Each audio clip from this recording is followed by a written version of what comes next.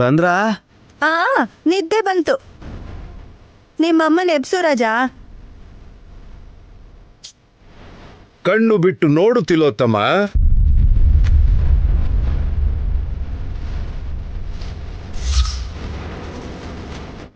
ಅಕ್ಕ,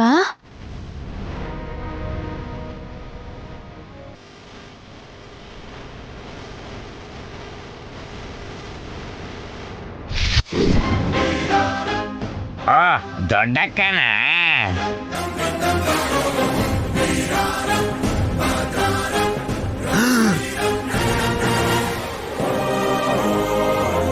ದೊಡ್ಡಮ್ಮ ಬಂದ್ರು.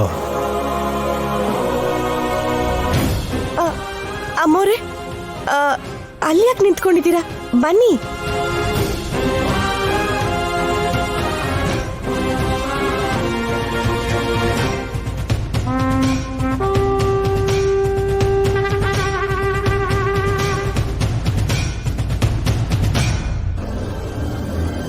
ತಿಲೋತ್ತಮ್ಮನ ಆಸೆ ನೆರವೇರಿಸೋದಿಕ್ಕೆ ಗಾಯತ್ರಿ ದೇವಿ ಇವತ್ತು ಬಂದೇ ಬರ್ತಾಳೆ ಅಂತ ಹೇಳೋದಿಕ್ಕೆ ನಾನು ಬಂದೆ.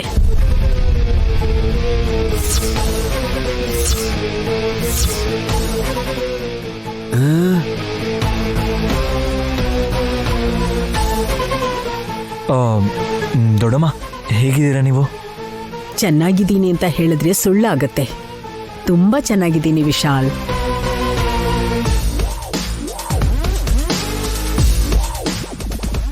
ನೀವ್ ಯಾಕಿಷ್ಟು ಸಂತೋಷವಾಗಿದ್ದೀರಾ ಅಂತ ಕಾರಣ ಏನು ಅಂತ ತಿಳ್ಕೊಬೋದ ದೊಡ್ಡತ್ತೆ?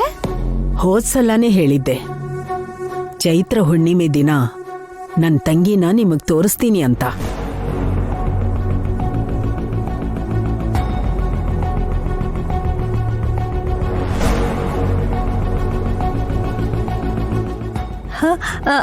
ಗಾಯತ್ರಿ ಅತ್ತೇನೇನಾದ್ರೂ ಕರ್ಕೊಂಡ್ ಬಂದ್ರ ಅತ್ತೆ? ಎಲ್ಲಿದ್ದಾರೆ? ಚಿಕ್ಕವರಾಗಿರ್ತಾರಲ್ವಾ? ಹೌದು, ಚಿಕ್ಕ ಮಗು. ನಿಜವಾಗ್ಲೂ ಅಮ್ಮವ್ರು ಬಂದಿದಾರ ದೊಡ್ಡಮ್ಮವ್ರೆ? ಆಣೆ ಮಾಡಿ ಪ್ರಮಾಣ ಮಾಡಿ ನಿಜ ಹೇಳಿ ಅಂತ ದೊಡ್ಡಮ್ಮಗೆ ಹಿಂಸೆ ಕೊಡ್ಬೇಡ ನಾಯಿನಿ.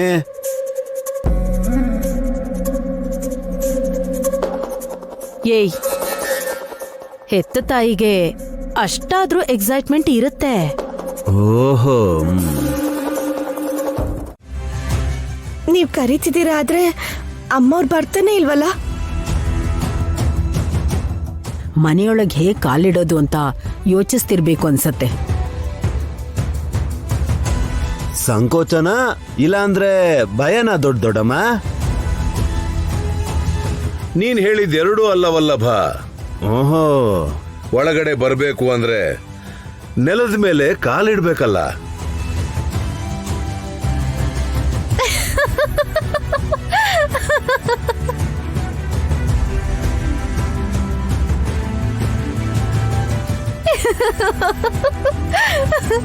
ಏಯ್ ಸುಮನಾ, ಯಾಕೆ ಕಿಸಿತಿದ್ಯಾ?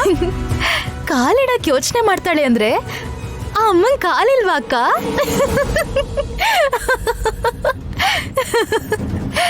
ಇಲ್ಲ,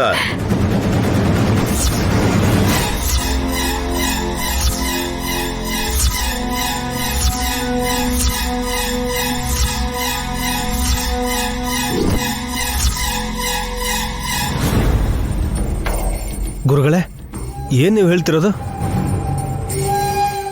ಹಾಗಿದ್ರೆ ದೊಡ್ಡಮ್ಮ ಕಾಲಿಲ್ವಾ?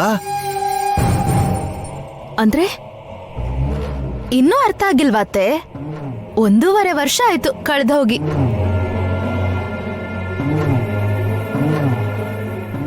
ಅನಾಥೆಯಾಗಿ ಇಷ್ಟು ದಿನ ಎಲ್ಲಿದ್ಲೋ ಗೊತ್ತಿಲ್ಲ. ಈಗ ಕಾಲು ಕೂಡ ಕಳ್ಕೊಂಡು ಕುಂಟಿ ಆಗಿದ್ದಾಳೆ ಅಂತ ಅನ್ಸುತ್ತೆ. ಸುಮನಾ, ಬಾಯ್ ಮುಚ್ಚು.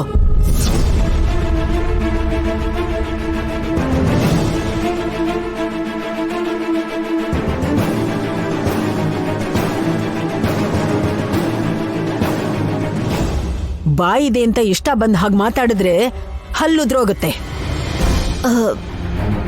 ಸ್ವಾಮೀಜಿ ಹೇಳಿದ ಮಾತಿಗೆ ಅದೇ ಅರ್ಥ ಅನ್ಕೊಂಡು ನಾನು ಹಾಗೆ ಹೇಳ್ದೆ ಅಷ್ಟೇ. ಹೇ ಸುಮನ, ಇವತ್ತು ಹುಣ್ಣಿಮೆ, ರಾತ್ರಿ ಬೆಳದಿಂಗಳಿರುತ್ತೆ. ಆದ್ರೆ ನಿನ್ನ ವರ್ತನೆಗೆ ಹಗಲೊತ್ತಲ್ಲೇ ನಿನ್ನ ಕಣ್ಣು ಕೂರ್ಡಾಗಿ ಜೀವನ ಹಾಳು ಮಾಡ್ಕೋತೀಯ ಅಷ್ಟೆ. ಹೊಡಿಸ್ಕೋಬೇಡ ಅಂತ ಒಳ್ಳೆ ಮಾತಲ್ಲಿ ಹೇಳ್ತಿದ್ದಾನೆ ವಿಕ್ರಾಂತ್.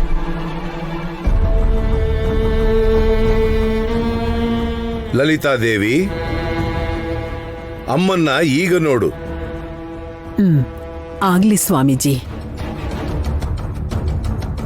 ಒಳಗಡೆ ಬಾರಮ್ಮ.